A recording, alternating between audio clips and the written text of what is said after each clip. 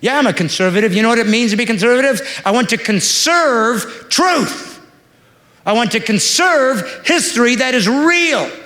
I want to conserve the hundreds of years of human flourishing that we can see what worked and what didn't. I want to conserve that Jesus Christ is God and not bow to those who demand that I not speak it in their presence. I want to conserve the free speech that God told me and that the founders said came from him. We find these truths to be self-evident. All men are created equal and endowed by their Creator with certain unalienable rights, amongst which are life, liberty, and the pursuit of happiness. Let me tell you something. At the time that they wrote those words, they was white European males. Women couldn't vote. Blacks weren't citizens, nor could they vote. Nobody could vote against their prospects at that point. Nobody. These men had absolute power. If there was ever a time to say, we find these truths to be self-evident, that all white, European, straight, Christian, conservative men are created equal,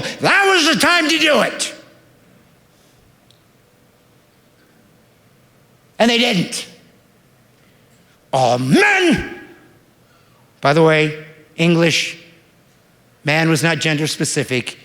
It's a reference point from mankind, meaning everybody. God almighty, do I have to explain everything?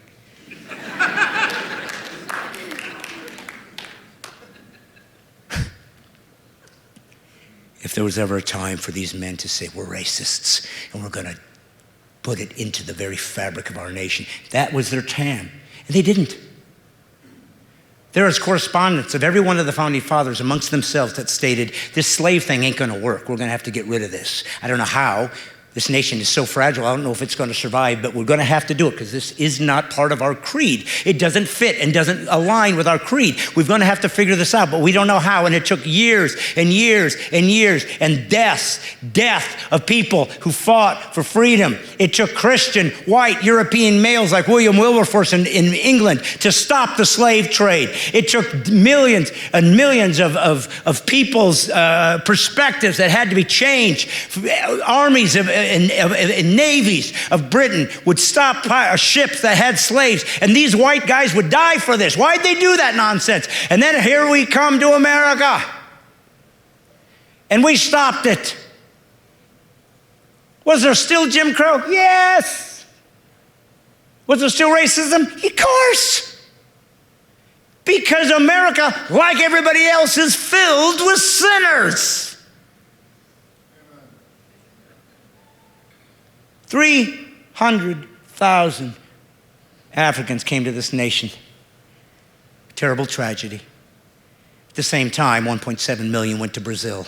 Anybody talking about Brazil? By the way, who's more immoral?